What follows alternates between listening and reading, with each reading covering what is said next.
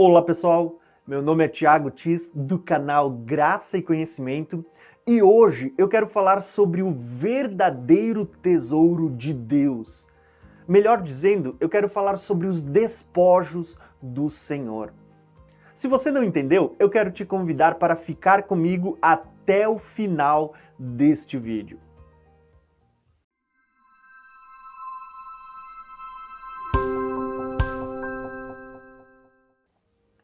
No livro de Sofonias, nós vamos encontrar ali o profeta profetizando acerca do tempo do fim, o tempo da vinda de Jesus. E o detalhe é que este profeta, embora seja considerado um profeta menor, ele tem muitas profecias relacionadas à segunda vinda de Jesus.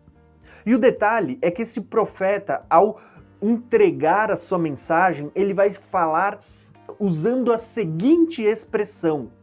Prestem atenção.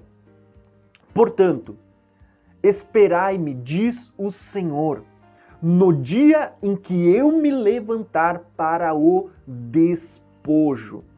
Porque o meu decreto é ajuntar as nações e congregar os reinos, para sobre eles derramar a minha indignação e todo o ardor da minha ira, porque toda esta terra será consumida pelo fogo do meu zelo.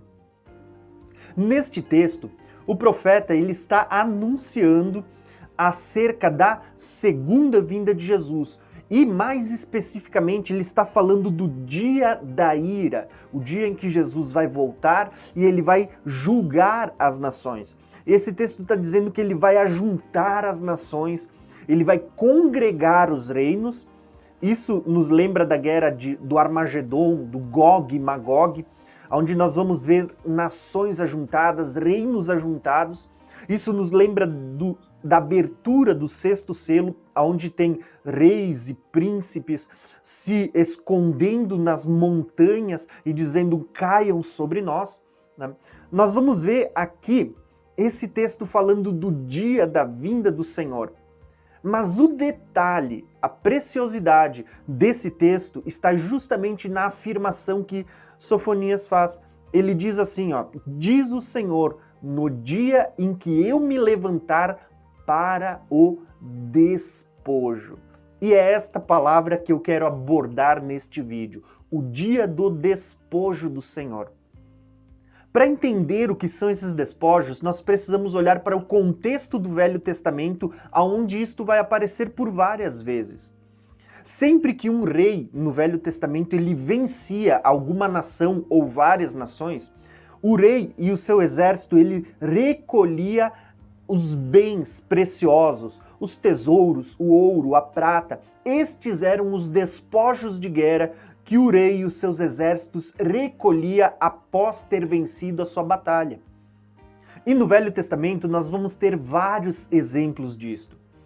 No dia em que o Senhor ele derrota o Egito, por assim dizer, depois de haver mandado as 10 pragas, depois de haver subjugado a potência da época, a palavra de Deus declara que Deus ele vai mandar que o seu povo despoje o Egito. Que antes de sair do Egito, eles passassem de casa em casa pedindo para que eles lhe dessem ouro, prata, pedras preciosas, vestes e tudo que eles tinham de despojos. E é interessante porque olha a expressão que Deus usa. Êxodo, versículo 3, diz assim, ó, porque cada mulher pedirá à sua vizinha e à sua hóspeda joias de prata, joias de ouro, vestes, as quais porei sobre os vossos filhos e sobre as vossas filhas, e despojareis os egípcios. Deus, depois de subjugar o Egito, a palavra declara que ele manda o seu povo, né, o seu exército, o seu povo que estava saindo do Egito, recolher os despojos, as riquezas do Egito, para levar consigo. Quando nós lemos sobre a vitória sobre Jericó e como Deus ele derruba as muralhas de Jericó, nós vamos encontrar a mesma coisa. Deus ordenando a Josué que recolhesse os despojos desta vitória para o Senhor. E olha só como é interessante. Lá em Josué, capítulo 6, vai declarar o seguinte, ó, versículo 19: porém, toda prata, o ouro, os vasos de bronze ou de metal, né, de ferro, serão consagrados ao Senhor e irão ao tesouro do Senhor. Deus estava dizendo, olha, eu vou derrubar a muralha, eu vou dar vitória para vocês, mas os despojos são meus, serão consagrados para mim. Era isso que Deus estava dizendo a Josué. E esse padrão vai se encontrar em todo o Velho Testamento.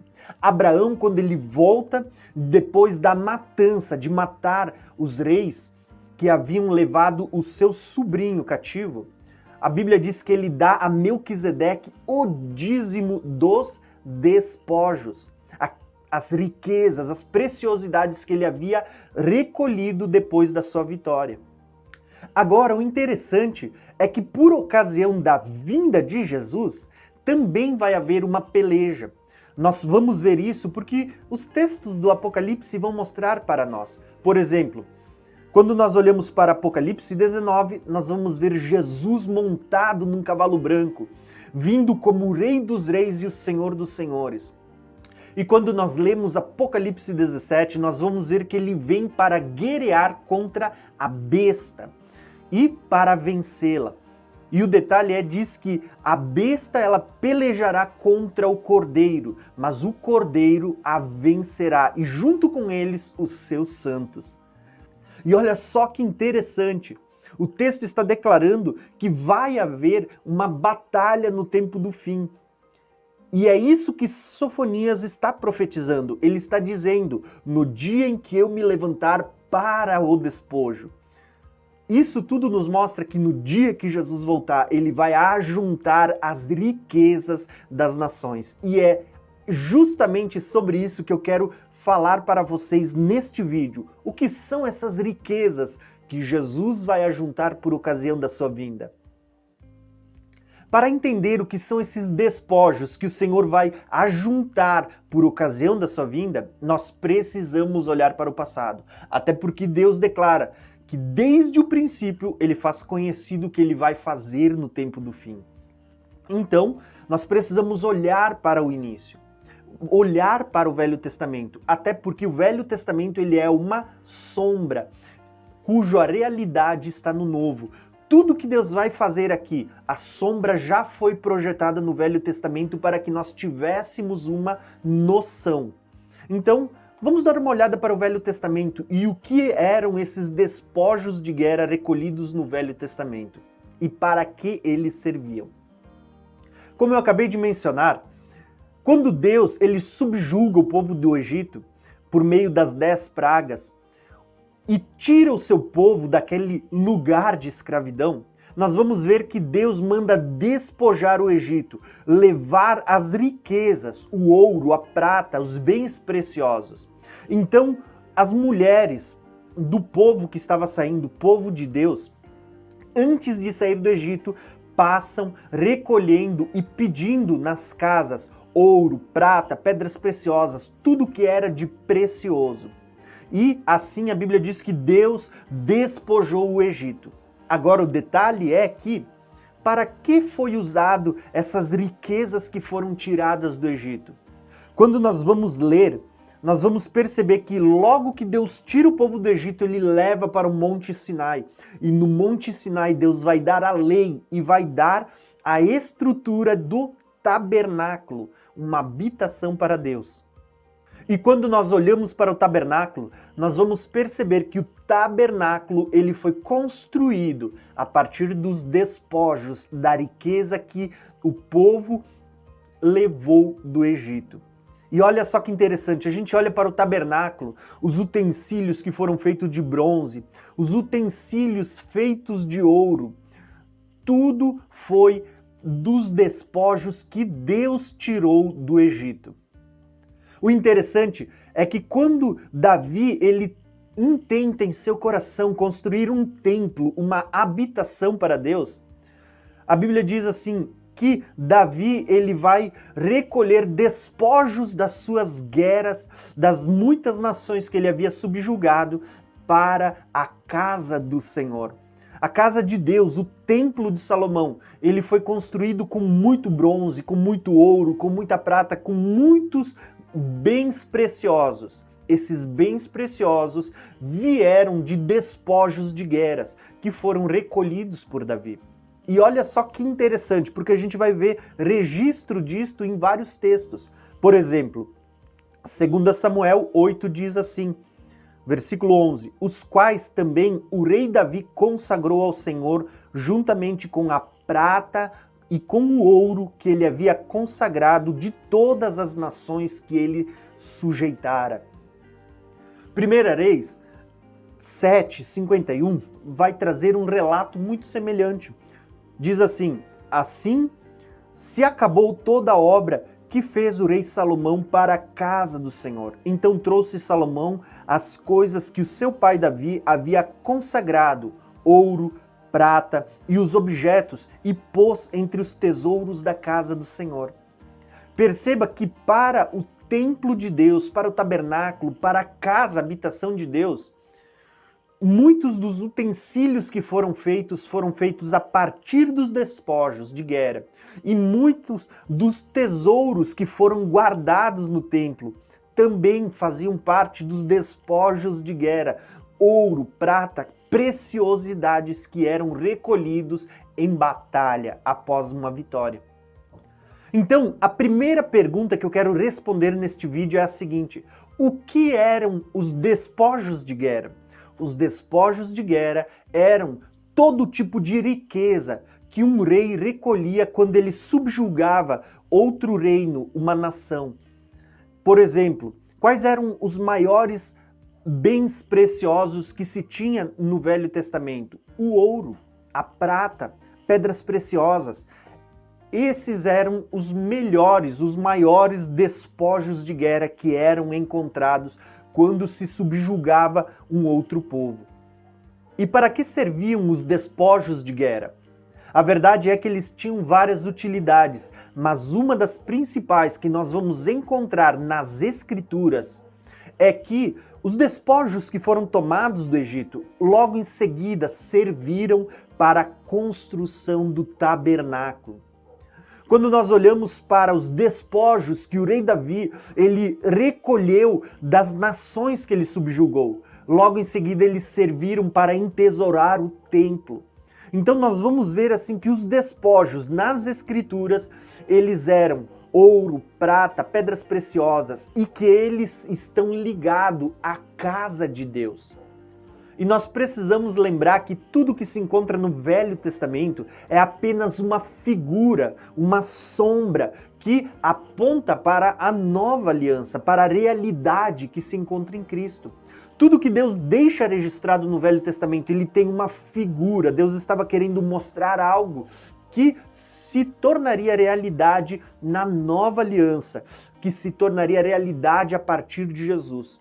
Então, vamos tentar entender qual é a figura que está tipificada nos despojos do Velho Testamento e o que o profeta estava querendo dizer para nós que no dia da vinda do Senhor, quando ele vier, ele vai reunir os despojos, quando ele congregar as nações. Vamos tentar entender isso? Então, lembrando que despojos fala de riquezas, fala de ouro, fala de prata, fala de preciosidades. Agora, quando a gente olha para o Novo Testamento, o que são essas riquezas, esses despojos que o Senhor vai recolher? Será que quando Jesus voltar, ele vai recolher o ouro, a prata, os bens preciosos deste mundo? Não.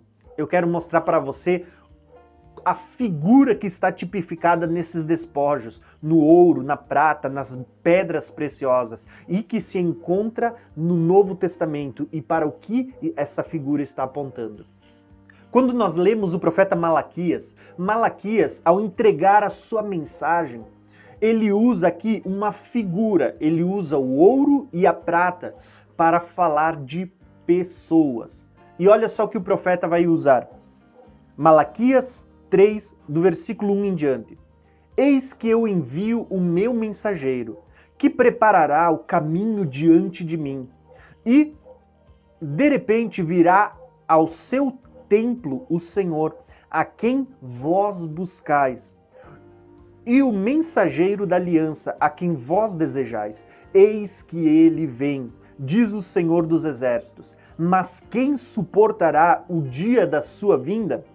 E quem subsistirá quando ele aparecer? Porque ele será como o fogo do ourives. Prestem atenção, ele será como fogo do ourives, como sabão do lavandeiro, e se assentará como fundidor para purificar a prata, para purificar os filhos de Levi, e os refinará como ouro e como a prata. Só até aqui, irmãos. Mas eu quero que vocês prestem atenção na figura que o profeta usa para falar do que o Senhor fará na sua vinda. E aqui vale destacar que esse texto que nós acabamos de ler, ele tem um duplo comprimento. Ele estava falando sobre a primeira vinda de Jesus, mas ele também vai voltar a se cumprir por ocasião da segunda vinda de Jesus. Ele é um texto de duplo comprimento na história. Mas o detalhe que eu quero destacar é justamente o fato que ele está dizendo que por ocasião da vinda de Jesus, ele será como o fogo do ourives. E ele diz assim, ó, e ele vai refinar as pessoas como se refina o ouro e como se refina a prata. No contexto dessa profecia, nós vamos perceber que Jesus é comparado ao ourives, que está purificando pessoas para que elas sejam como a prata e o ouro refinados. E aqui nós temos um aprendizado profundo, porque assim como para nós o ouro e a prata, eles têm um significado, um peso de preciosidade, daquilo que é caro, daquilo que custa, daquilo que tem um imenso valor, nós vamos ver que Deus vai trazer essa figura para nós, para o Novo Testamento, e ele vai comparar as pessoas como o ouro refinado, como a prata refinada, como algo precioso, algo que tem um imenso valor. E ele está dizendo, Jesus quando vier vai se assentar como ourives, para purificar o ouro, para purificar a prata. E isto, ele não estava falando de ouro, do metal e da prata como sendo um metal da terra, mas ele estava falando de pessoas, daquilo que realmente tem valor para Deus. E aqui eu quero compartilhar algo que eu achei fantástico. Segundo alguns estudiosos da Bíblia, como é que os ourives do passado eles faziam para saber quando o ouro ele havia sido purificado por completo? Diz que o ourives ele olhava para o ouro e quando ele conseguia ver naquele ouro a sua imagem refletida, ele sabia que o ouro havia sido purificado por completo. Quando ele via aquele ouro como um espelho refletindo a sua imagem.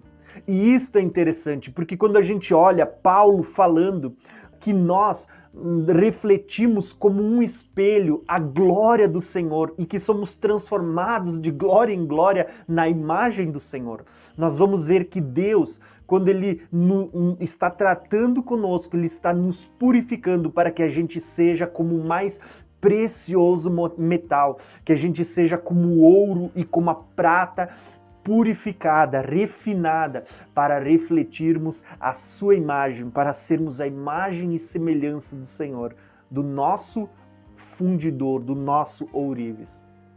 E é interessante que até Pedro, ao falar das provações que passamos na terra, ele diz o seguinte, que elas são para que a prova da nossa fé, né, muito mais preciosa do que o ouro, e que parece e que é provada pelo fogo, ela se enche em louvor, honra e glória na revelação do nosso Senhor Jesus Cristo.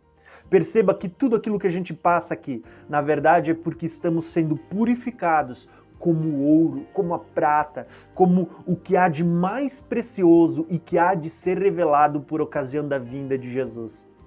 Entendendo essa figura de que os despojos do Velho Testamento, o ouro, a prata, o que havia de mais precioso, são figuras que no Novo Testamento apontam para pessoas.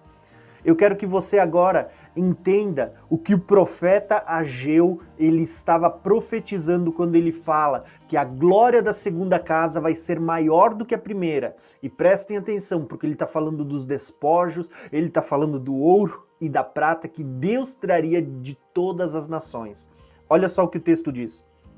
Porque assim diz o Senhor dos Exércitos, ainda, mais uma vez, daqui a pouco, abalarei o céu e a terra, o mar e a terra seca, e farei tremer todas as nações. E virão coisas preciosas das nações. Encherei a casa de glória, diz o Senhor dos Exércitos, porque minha é a prata, meu é o ouro, diz o Senhor dos Exércitos, e a glória da última casa será maior do que a primeira, diz o Senhor dos Exércitos, e neste lugar darei paz, diz o Senhor dos Exércitos. Quando a gente olha para esse texto, nós precisamos lembrar que ele tem sim um contexto para os dias do profeta Ageu. Porque eram dias em que eles voltaram da Babilônia, do cativeiro, e eles estavam edificando de novo o templo que havia sido destruído.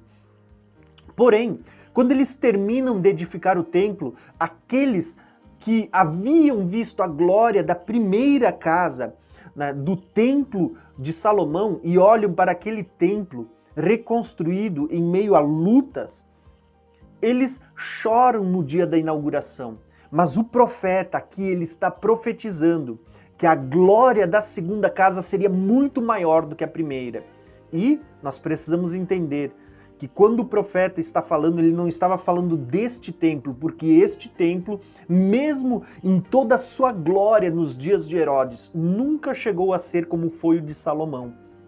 Só que quando o profeta Ageu está dizendo que a glória da segunda casa, do segundo templo, será maior do que a primeira, ele não estava falando do templo terreno, porque o templo terreno foi considerado como a primeira casa. E houve várias versões dele. Houve o tabernáculo, houve o templo de Salomão, houve o templo edificado nos dias de Zorobabel, que posteriormente ficou conhecido como o templo de Herodes, mas a glória da segunda casa, da qual ele estava profetizando, falava do templo que seria edificado na nova aliança. E no contexto da nova aliança, nós sabemos que o templo de Deus não são casas feitas por homem. Nós somos o templo do Espírito Santo. Como Jesus disse, eles viriam e fariam morada em nós. Você é a casa de Deus, ele habita em você. Quando Ageu ele profetiza dizendo que dentro de pouco tempo Deus faria abalar os céus e a terra, e ele faria vir as riquezas de todas as nações e ele encheria a casa de glória. Ageu não estava falando simplesmente do ouro, da prata ou de edificar uma casa material para Deus. Ele estava profetizando coisas espirituais. Quando diz que Deus ele traria ouro e prata, as riquezas das nações, ele estava falando de pessoas e não de um metal. E entenda que é isso que Deus estava anunciando, que ele traria das nações, ele salvaria pessoas, ele purificaria pessoas como ouro. E aqui existe muita revelação. Quando a gente começa a entender isso, nós vamos ver por que no Novo Testamento nós somos a casa de Deus. Deus não estava querendo edificar mais um templo físico. Aquilo era apenas uma figura que apontava para nós. E é interessante que dentro desse contexto é que se encaixa os despojos, o ouro, a prata, as preciosidades que elas eram levadas para a reconstrução do templo. E quando entendemos isso, fica mais claro entender as palavras de Paulo, quando Paulo diz que nós somos cooperadores de Deus e somos como edifícios de Deus. Preste atenção, templo, edifícios. E ele diz, segundo a graça que foi dada a ele, Paulo, ele diz que ele lançou os fundamentos. E ele diz, mas veja como cada um de vocês agora vai edificar sobre os fundamentos, que é Cristo. Ele diz assim, ó, porque ele diz assim que ninguém pode lançar outro fundamento além do que ele lançou, que é Cristo. Mas nós podemos edificar sobre esse fundamento uma casa, um edifício diante de Deus. E o detalhe é que ele fala sobre materiais, ele vai dizer assim, ó, e se alguém, sobre este fundamento, que é Cristo, formar um edifício de ouro, prata, pedras preciosas. O que Paulo estava falando?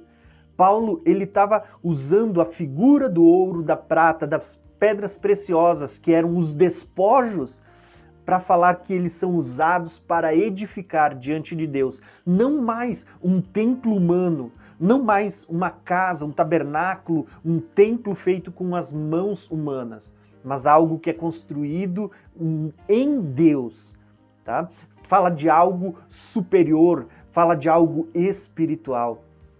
Quando a gente entende isso, outros textos vão ficar mais claro ainda. Por exemplo, quando nós falamos sobre a vinda de Jesus, nós sempre falamos sobre a Nova Jerusalém, né? Só que a Nova Jerusalém, ela também é chamada de a noiva do Cordeiro. Entenda, está falando que a noiva do Cordeiro é a Nova Jerusalém. Quando a gente lê lá Apocalipse 21, versículo 9 diz: venham e eu lhe mostrarei a noiva, a esposa do Cordeiro. Ele me levou em espírito a um grande e alto monte e mostrou-me a cidade santa, a Nova Jerusalém. Esta é a noiva do Cordeiro. Agora prestem atenção como a noiva do Cordeiro ela é adornada. A Nova Jerusalém, que é a noiva do Cordeiro, diz assim, ó: ela resplandecia a glória de Deus e o seu brilho era como o de uma joia.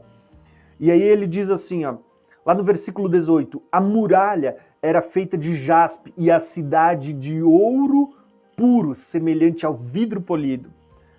Olha só lá no versículo 21, e as ruas, a rua principal da cidade, ela era de ouro puro e como vidro transparente. Perceberam? A Nova Jerusalém feita de ouro puro. Mas a Nova Jerusalém não é simplesmente uma cidade, é a noiva do Cordeiro. Somos nós, irmãos. Nós é que vamos fazer parte da Nova Jerusalém.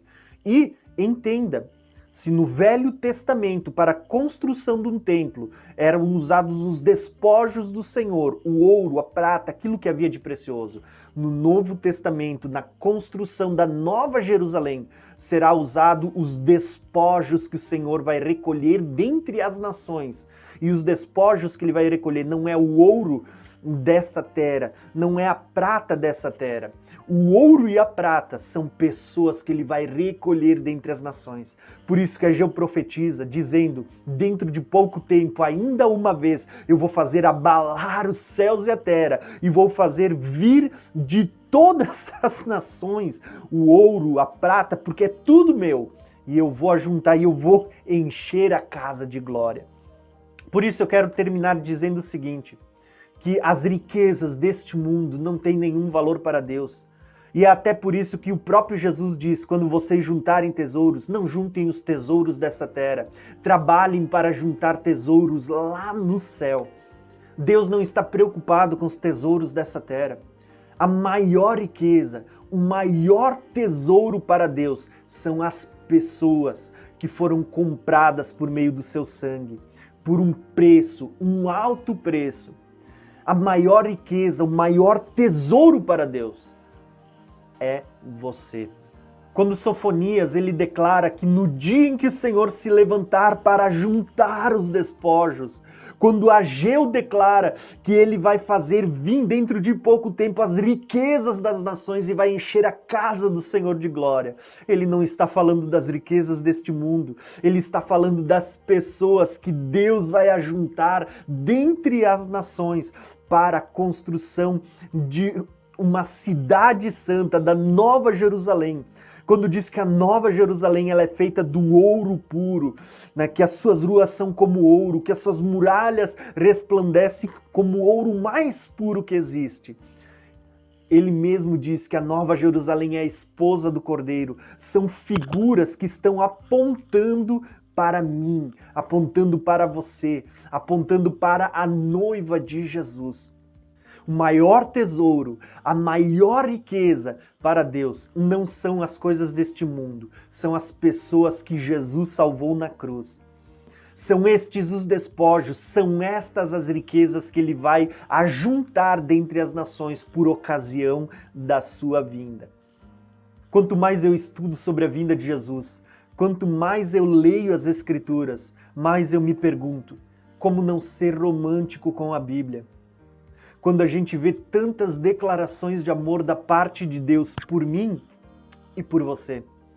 Por isso eu quero terminar esse vídeo dizendo que você é o tesouro mais precioso aos olhos de Deus. E quando Jesus voltar para recolher, ajuntar os despojos, não são as riquezas deste mundo que ele vai ajuntar, mas são pessoas, somos eu e você. Por isso eu quero que você entenda, irmão, que se muitas vezes passamos por provações, é porque ele está nos purificando para que a gente reflita a imagem dele, para que a gente seja como o mais puro ouro diante dele. Espero que você tenha gostado desse vídeo. Se você gostou, se inscreve no meu canal, ative o sininho, compartilhe ele com os seus irmãos e não deixe de deixar o seu like e os seus comentários. Um abração e até o próximo vídeo.